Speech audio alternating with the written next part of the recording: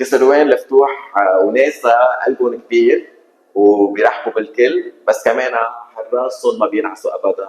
عيشت عز الكرامه لما كانت القوات حاكمه، اللي كل سنتين ثلاثه في مغامره بتاخذنا على فرصه ضائعه. حابب انا انه اخلق هيك امل بهجره عكسيه. فرجي انا كنت بخليه القوات اللبنانيه بالجامعه الامريكيه ببيروت، بالمطرح الصعب بالزمن الصعب. يعني انه كسروان بيقولوا عن غريب غريب، بس يعني شايفين احنا كسروان اليوم اكثر قضاء في لبنان في غرباء. من هيك نحن القوات كقوات لبنانيه كانت راس حربه بموضوع اعطاء الغير مقيمين بلبنان حق اقتراعهم.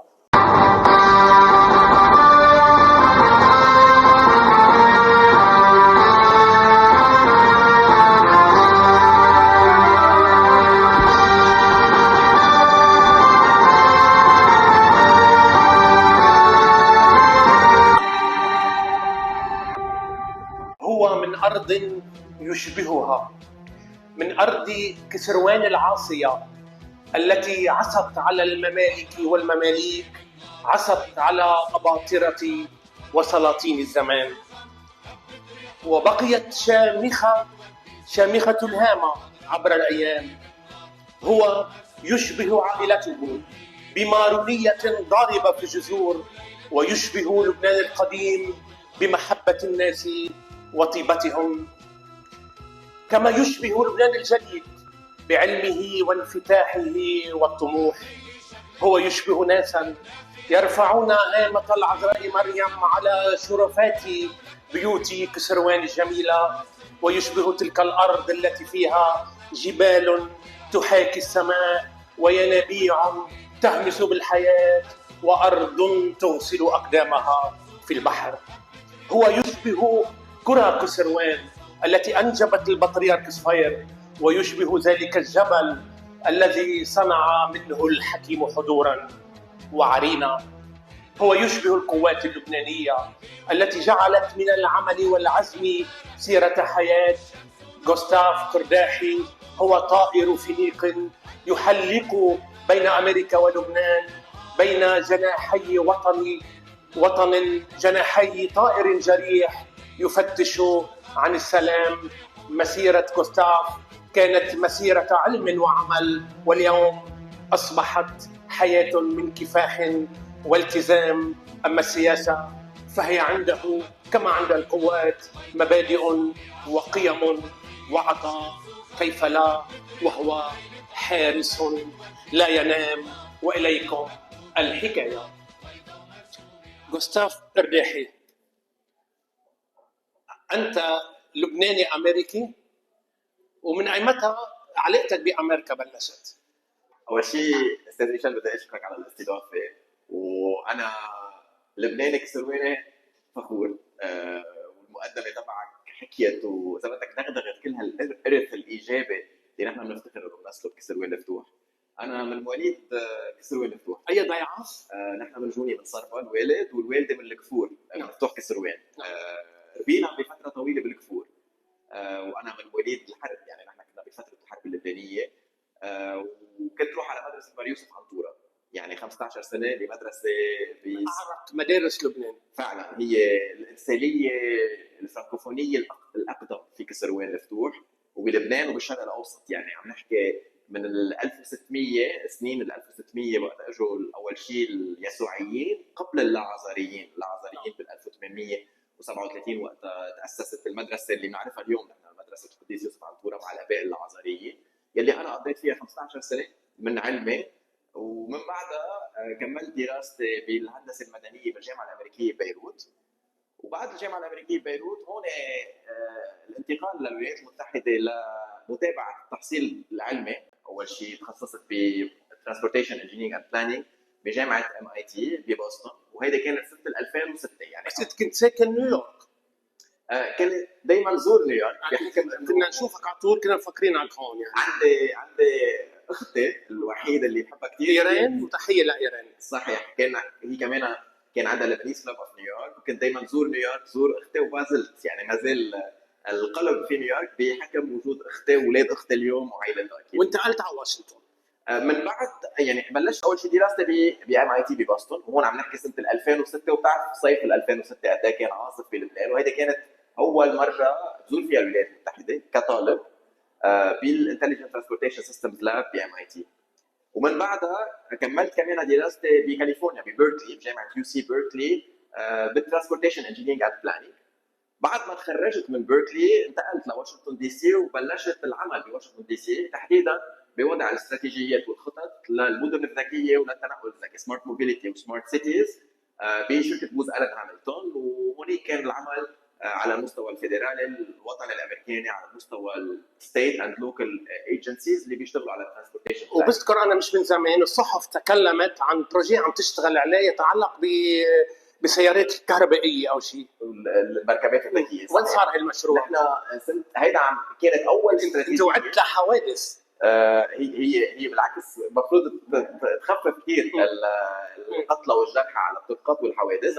هي كانت خطه استراتيجيه وضعناها سنه 2015، يعني تقريبا من اكثر من 10 سنين هلا، مع الدوله الفدراليه الامريكيه، مع وزاره النقل الفدراليه الامريكيه. كانت اول خطه توضع اولوياتها ما يسمى المركبات الذكيه، تحديدا المركبات ذاتيه القياده، يعني الاتمته الاوتوميشن، والمتصله يعني الكونكتد اند اوتوميتد فيكلز. كانت اول خطه بتاريخ الانتليجنت ترانسبورتيشن سيستمز جوينت بروجرام اوفيس بوزاره النقل الفدراليه الامريكيه تنوضع للمركبات المتصله والمركبات ذاتيه القياده. وكان اكيد لي الشرف انه اكون كلبناني واضع هذه الخطه اللي بلش كثير فيها تنفيذ على مستوى كثير من الولايات ومن اللوكال ايجنسيز اللي تختص بموضوع التنقل بامريكا. انتقلت من واشنطن على لبنان، هالنقله هيك كان سببها الشغل نفس الشركه انتقلت على لبنان او هالمرحله؟ هلا بمجال العمل بعد بنفس المجال العمل، بس بنطاق البلدان العربيه ومن لبنان. يعني حاليا صرت مستقر بلبنان، والمشاريع اللي اشتغلت اخر 5 سنين عليها كانت بشكل اساسي ببلدان الخليج العربي. ولكن العوده للبنان كانت عوده للجذور، عوده لكسر وين الفتوح، عوده لوين القلب بلش وين القلب بيضل. وكثير مبسوط انه اليوم عائلتي وعندي بنت صغيره اليوم عم تربى بلبنان وحاببها تربى بربوع لبنان، وتاخذ نفس التنشئه او نفس الارث ونفس الثقافه اللي انا ومدامتي والدتها اخذوه وتكمل فيه. لانه بالاخر لبنان بحاجه لناس تعمل هجره معاكسه. بنسمع كثير اخبار لناس تركت وهربت وقرفت من الاوضاع وتشتتت. الفرص الضائعه بلبنان اللي كل 2-3 في مغامره بتاخذنا على فرصه ضائعه. حابب انا انه اخلق هيك امل بهجره عكسيه، فرجي انه في نموذج لشخص حب لو كان عنده كل الفرص انه يكون خارج لبنان يرجع على جذوره ويساهم بمجتمعه مجتمعه لمطرح احسن. حكينا جغرافيا وتاريخ، وحكينا الثقافه وتراث سياسي. كيف صرنا يعني شو خبرنا عن المراحل الاتاب يلي مرقت فيها حتى وصلت انه يعني حزب القوات اللبنانيه من اهم الاحزاب اللبنانيه تبنى ترشيح حضرتك باهم قضاء بلبنان عن مقعد في البرلمان اللبناني. ما خبرنا عن المرحله اللي سبقت ومهدت الى هذا الترشيح الجميل. اول شيء هذا ترشيح من ميلة فخر ومن ميلة مسؤوليه كبيره. وانا ما باخذها مثل ما بيقولوا بالبيانات، اي دونت تيك ات لايتلي، ما باخذها بطريقه هيك بسيطه، بالعكس بعتبرها مسؤوليه كبيره وجديه لنكون مع ناسنا ونكون مع مجتمعنا وناخذه لمطرح احسن. هلا البدايات كانت انا من الجامعه الامريكيه ببيروت، وانا كنت بخليه اللغات اللبنانيه بالجامعه الامريكيه ببيروت بالمطرح الصعب بالزمن الصعب. يعني عم نحكي بال 2003، يعني وقت كان بعد في الوجود او الاحتلال العسكري السوري بلبنان.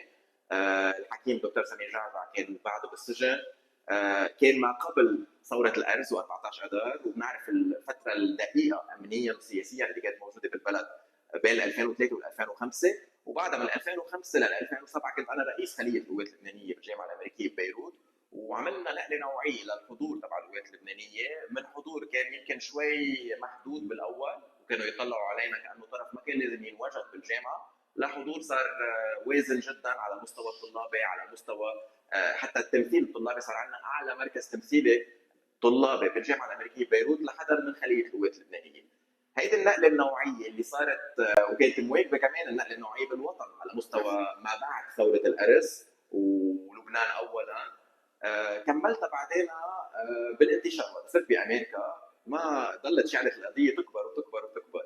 وبامريكا الشماليه كنت منخرط مع الشباب والطلاب. يعني كنت أصل لبناني. كنت بال تحديدا شو كان نشاطك بامريكا فتره وجود بامريكا؟ بامريكا كان عندي من مالي كنت رئيس مصلحه طلاب امريكا الشماليه بالولايات اللبنانيه، يعني للولايات المتحده ولكندا، العمل الشبابي والطلابي. بعدين اسسنا اكاديميه العوده للجذور، باك تو روت سمر اكاديمي، نعم. يلي هي كانت موجهه للشباب والصبايا اللي خلقانين وربيانين بعيد عن لبنان بامريكا او بكندا بين 18 و 21 سنه، تنقدر اول شيء نعرفهم على لبنان، لبنان الوطن، لبنان التاريخ، الارث، ونرجع من بعدها نعرفهم على قضيه لبنان. لانه كان بتعرف اللي كي تطاع اطلب المستطاع، الاهل كانوا يحبوا كثير انه اولادهم يضلوا منخرطين بلبنان وبنشاطات الجاليه اللبنانيه، بس كنا نشوف نحن انه في نقص بمعرفه لبنان ليكون في حماس للعمل للبنان.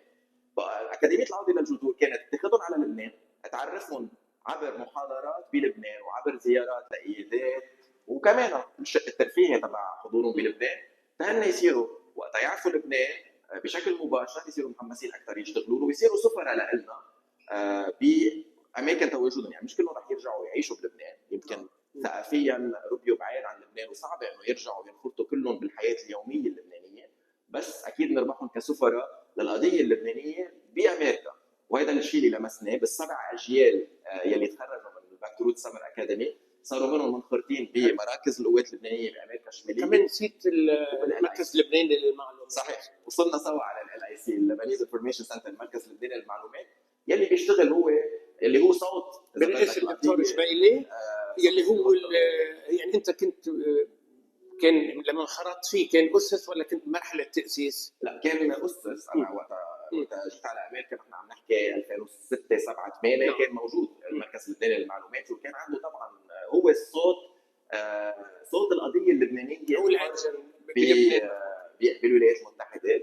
واكيد العمل الدؤوب ان كان الدكتور جبيلي او الفريق العمل اللي كان معه اللي نحن كمان ساهمنا فيه وشاركنا معهم، واليوم بعده مستمر. يعني رغم انه في بعض يمكن هو اللوبي الوحيد، في لوبي لبناني متفرع يعني شخصيات عم تشتغل، بس اللوبي الوحيد اللي يعمل بشكل جماعي هو المركز. صحيح، ومرتبط بقاعده قوتيه موجوده ومنتشره بكل انحاء امريكا. خبرنا يعني عن قاعده قوات بامريكا، يعني عن وجودهم، عن نشاطهم، عن شو التغيير عم يقدروا يعملوه. بالفتره اللي كنت انا فيها متواجد بامريكا، كان في مقاطعه امريكا الشماليه اللي بتضم الولايات المتحده وكندا، وكان في منسقيه للولايات المتحده، منسقيه لكندا. بعتقد اليوم صاروا منسقيات على مستوى البلد، يعني على مستوى الولايات المتحده في منسق وفي منسقيه، وهيدي المنسقيه عندها مراكز بكل المناطق، وهيدي المراكز طبعا هي الجراس روتس، هي القاعده اللي موجوده بكل الولايات بامريكا، واللي على اساسها العمل مع صناع القرار ان كان بالاداره الامريكيه او ان كان اعضاء الكونغرس بيصير، لانه انت عندك كونستيتيوينتس، عندك ناس بمناطقهم بيقدروا يمكن ياثروا على اعاده انتخابهم لاعضاء الكونغرس، بيصيروا مستعدين انه يسمعوا لك اكثر للقضايا اللي بتهمك. ونحن القضايا اللي بتهمنا دائما اولويتها هي قضيه لبنان. انتخابات، يعني الحقيقه انبسطنا، بس يا فرحه ما اكتملتش، ما في انتخابات. في اكيد في، هلا التوقيت والتفاصيل هيدي نحن ما بنتوقف. هل تعتقد انه يمكن هذا الشيء مش عم نحكي استراتيجيا يمكن يصب مبلول بخدمه القوات، بخدمه القضيه تاجيل الانتخابات شوي؟ نحن استقامه واحترام المواعيد الدستوريه والاستحقاقات وهالشيء قالوا دكتور بالنسبه لنا اولويه مطلقه دائما. الانتظام القانوني واحترام الاستحقاقات والمواعيد الدستوريه هي الاولويه. وقت تحس انك رح تربح او تخسر دائما الاستقامه هي الاساس، لانه بس تبلش تعطي هيك تلاقي مثل بريسيدنس بيقولوا لهم، يعني سوابق، تقول انه اليوم يمكن بتفيدني، اليوم بكره يمكن ما تفيدني، رح يجي نهار رح حدا يستعمل هالسابقه ويقول اليوم بدنا نحن كمان نزيح استحقاق دستوري او نغير مواعيد لانه في اسباب معينه. اذا في اسباب موجبه واليوم في قوه قاهره يمكن ادت لتاجيل الانتخابات، هيدي مرتبطه بس بالقوه القاهره، مش مرتبطه باي مصلحه انيه او سياسيه لاي طرف من الاطراف. كل ما نقوي نحن دوله القانون واحترام القانون واحترام المؤسسات، كل ما بنضعف اللا قانون وكل ممارسات اللا قانون اللي فيها تبلش من حدا بيتفادى انه يدفع ضريبه او ضبط سير لحدا بياخد البلد على مغامرات عسكريه مش محسوبه، وبلا ما يسال حدا وبلا ما ياخد راي حدا تاني بالوطن. ثقافه القانون هي اللي بتحمينا كلنا، وهي اللي بتطلع على الكل سواسيه، وهي اولويتنا ونحن بنحترمها دائما.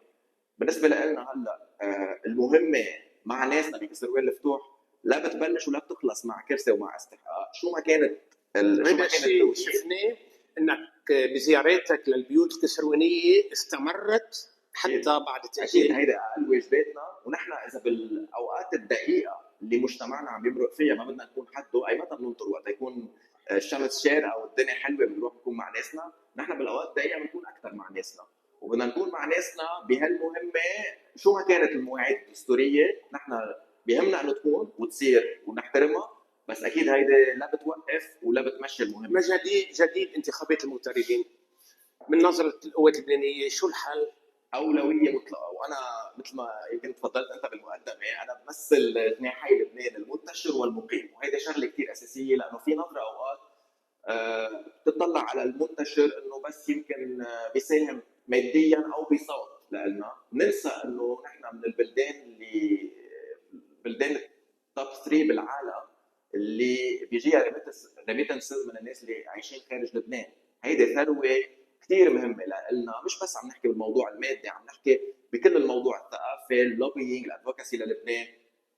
بالنسبه لنا اولويه مطلقه انه المنتشرين يكونوا منخرطين بالعمل السياسي بلبنان، وهيدا حق اخذوه، ونحن شفنا انه صار اقتراع على غير المقيمين باماكن اقامتهم بال 2022 وبال 2018.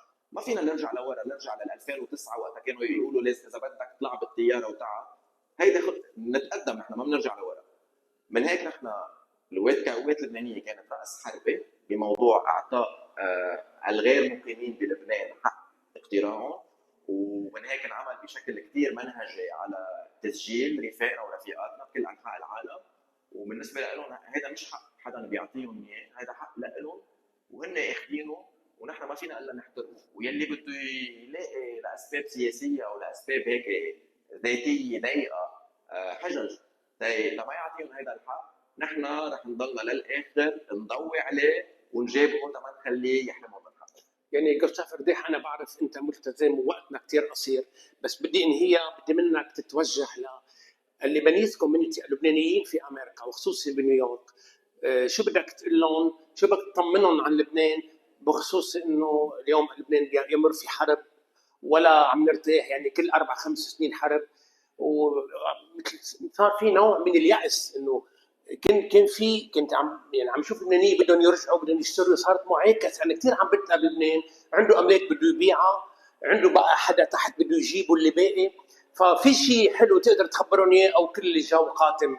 بالعكس انا بدي اقول لهم قووا حالكم بايمانكم بارثكم، القوه الداخليه تبعكم وحبكم للبنان، وخاصه للكوميونتي اللي عايشه برات لبنان والكوميونتي اللي بامريكا واللي بنيويورك واللي انا عاشتها على سنين وسنين. هن اللي بيطلعوا على لبنان بنقائه وبنقاء القضيه تبعه بشكل كثير هيك منفصل عن اي مصالح ضيقه او مصالح شخصيه. هن اللي كيف تقول الغنيه كيف ما كانت بتحبك بيعيشوها بكل معنى الكلمه. الناس يلي بلبنان ويلي عم يمرقوا وعم بيصير عم ينفرض عليهم هيدي المغامرات اللي بقى لهم هن فيها لا ناقه ولا جمل ما بيقولوا، ما لهم فيها هاي المغامرات الغير محسوبه اللي عم تنفرض على الشعب اللبناني تحت.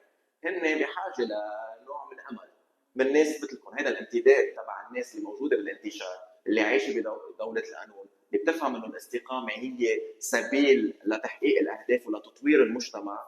هيدا الامل كل شعبنا اللي موجود بلبنان ناطروا منكم. ما تيأسوا، بالعكس اعطوهم امل، تحمسوا، قووا حالكم داخليا، ما تخلوا اي رياح او اي نسمات خارجيه. هيدي الظروف الخارجيه اللي انت تكلمت انه كل 4-5 سنين هلا عم تصير اوقات كل سنه وكل سنتين عم تصير مغامره جديده. من وقت من 69 من وقت اتفاق القاهره وجر، من وقت ما تغير نطاق العمل او النمط اللي المفروض لبنان يكون كيف كنا نحن سويسرا الشرق اللي مستشفى الشرق، الجامعات اللي بيجوا كل الاشخاص من البلدان العربيه يجوا يتعلموا فيهم، السياحه، لبنان الثقافه، كل هيدا الارث اللي كان عاملنا سويسرا الشرق والباريس اوف ذا ميدل ايست من ال 69 وطلوع اخذونا على مطرح يصير في جبهات ما لها علاقه بلبنان وبتاريخه، كل اولوياتها اقليميه على ايديولوجيات كمان ما لها علاقه بارثنا اللبناني. ما تخلوا هيدي تكون اقوى من حبكم للبنان ومن هيدي الشعله اللي عندكم اياها اللي معلقه بلبنان. برجع بقول بكل نقاطه وبكل قضيته النهائيه اللي انتم بتعرفوها بكل قوه.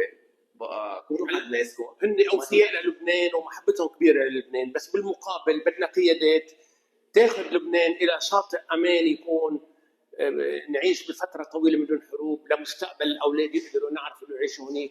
شو نظره القوات اللبنانيه قبل ما شو نظره القوات اللبنانيه مش تكتيكيا للمرحله اللي نحن فيها، شو نظره اللبنانيه للبنان ال100 سنه، كيف بتشوفوا؟ القوات اللبنانيه نظرتها مثل ما كانت دائما بكل الظروف، يعني كانت ظروف حرب او ظروف سلم، دائما شو نظرتها؟ شو لبنان القوي، الحر، السيد، المستقل، كيف تطبق هالشعارات والمزدهر؟ كيف بدها تحمي هالشعارات؟ من سيحمي هالشعارات؟ دولة القانون والمؤسسات واحترام القانون مش واحترام الدولة، يعني مش القوات، دولة القانون. اكيد نحن بالاخر الدولة هي بس نحن عندنا تجربة. منطقة جبل لبنان، قلب لبنان ومدن كسروان، عيشت عز الكرامة لما كانت القوات حاكمة. فمش عيب يعني اذا نحن في عندنا نظرة او نوع من الحكم ما بنقول فيدرالي او ما يشبه الفيدرالية، وتكون القوات يعني رائدة بقيادة حكم معين. ما عندها هي القوات هذا، نحن لفوق الطاولة تحت الطاولة. المناطق اللي فيها قوة للدولة اللبنانية نعم هي المناطق اليوم الآمنة والمناطق المزدهرة، اللي حتى الأطراف اللي عم بيجربوا يضعفوا الدولة اللبنانية عم بيجربوا يروحوا يلتجئوا لها وقت الشتاء ووقت الأيام المنيحة. نحن كل ما نقوي نموذج الدولة ونموذج مؤسساتها ونحترم قوانينها وما نعيب فيهم وما نعيب باللي بيحب يروح على جامعته واللي بيحب يفتح شغل واللي بيحب يعمل اجتماعات ويحتفل. هيدا نمط الحياه هو النمط اللي بيخلي لبنان يكون بصورته اللي بنحبها وصوره تاريخه. بدين هي بشيء باختصاصك، بما انك اختصاص التكنولوجيا السيارات وما اليه. المشكله يلي موجوده على اوتوستراد جولي تقنيا من وجهه نظرك كمهندس، شو الحل الناجع المفيد لفتره طويله؟ هذه العجقه عم بتفيد محل معين بس هي مضره كثير، عجقه المنطقه بين الكازينو شو الحل برايك؟ يعني هذا مثل ما زحمه الساعه يعني انت رايح على البرلمان، رح تروح على البرلمان وبعد هيدي رح تكون الامور يلي علاجها يعني يستوجب علاج. وهون اهميه انه يكون عندنا نحن نظره شامله لموضوع التنقل، موبيليتي ككل، ان كان بكسروان المفتوح او لا خبرني هون شو نظرك يعني انت شخصيا على مستوى اوتوستراد الساحل بكسروان هذا. ولا ممكن انه يكون الهدف انه نوسع الاوتوستراد كهدف. نحن الهدف انه نحسن التنقل ككل، ويمكن توسيع الاوتوستراد يكون واحده من المبادرات او من المشاريع اللي بتقدر اذا اندرست مضبوط تساهم بتخفيف زحمه السير. بس الهدف هو انه بس نحسن توسيع الطريق هو رح يكون مضر لعائلات كثير كسروانيه، وبالوقت ذاته مش عم يتطبق كل مره. يعني مثل قبل شوي خبرت صرنا فوق انه المشروع ذاته مش عم يتطبق. ممكن شيء مثلا بريدج جسر او ترين او مش ضروري، بس موضوع توسيع البنى التحتيه. ودائما نحن بنقول توسيع الاوتوستراد، يعني اذا بدك تعمل له هيك انالوجي على انه توسع طريق كرمال تحل زحمه السير، مش كانه حدا عنده مشكله بداني عم بيوسع الثياب مش عم بيعمل رجيم. بس ما قلت لي شو الحل تبعك؟ بدك تطلع بنظره شامله على النقل المشترك، على النقل العام، على السوشيو ايكونوميك كوست تبع التنقل. يعني اليوم نحن كل واحد بيطلع بسيارته وبياخذ الطريق ساعه اللي بده وما ما بيتحمل اي تبعات من ناحيه زحمه السير اللي عم بيخلقها، من ناحيه الانبعاثات تبع الاميشنز اللي عم بيخلقها، من ناحيه قله الانتاجيه اللاك اوف برودكتيفيتي اللي هي زحمه السير عم تخلقها. هي ما حدا عم يدفعها من المجتمع. نحن بدنا نرجع نعمل بهالدراسه، تكون الدراسه عم تطلع على اليوم مكامن الضعف والمؤشرات السلبيه اللي عنا اياها بموضوع التنقل، ونشوف شو هن المشاريع بما فيهم يمكن توسيع طريق اللي بتخلينا نحسن هالمؤشرات. الهدف هو تحسين المؤشر مش توسيع الاوتوستراد او المشروع بحد ذاته. المشروع هو السبيل اللي بيوصلك على هذا المؤشر. هلا بالاوتوستراد تبع الاوتوستراد الساحلي في اكيد في مطرح لازم ينعمل توسيع تقني، اذا بدك يقولوا تشغيل تقني بالانتخابات، في توسيع تقني لانه عندك عدد مسارات بضبيه اللي هن اكثر بكثير من وقت تقطع انت من نهر الكعب على ذوق مصبح ذوق مكيل، بصير عندك مسارات مش على نفس المسار عم بيتغير. هي بدو فاكتور بتخلق لك زحمه سير. هون فيك تعمل بس تعمل هالفلو يصير بطريقه سلسه اكثر، هون لازم ينعمل توسيع. بس هيدا منه حل لحاله وما راح يكون يعني كافي. بفهم منك الحل بده يكون جماعي. يعني هي لي اياها شامل بقصه انه كسروان بيقولوا عن الغريب غريب، بس يعني شايفين نحن كسروان اليوم اكثر قضاء في لبنان في غرباء من ناحيه السوريين الغير شرعيين بلبنان. كسروان تعج فيهم وهو قنبله موقوته، وعندك هلا الهجره من الجنوب يلي عم بتسبب، يعني بنشوف غير مناطق عم امبارح سقط صواريخ كمان يمكن على صواريخ. فهل من علاج لقصه هالموضوعين وبننهي هون؟ كسروان الفتوح وناسها قلبهم كبير وبيرحبوا بالكل، بس كمان حراسهم ما بينعسوا ابدا، وهذا اللي فينا اكد لك. هذا جواب انه مهما كسرت الغرباء في حراس مش عم بتنام. هذا اللي بتطمنوا لاهل كسروان، بتقول لهم ناموا في حراس، كونوا قوية ودائما مطمنين. كوستاف ارداحي، انا بشكرك. واعزائي المشاهدين الى اللقاء مع وجه اخر وحكايه اخرى. شكرا لك.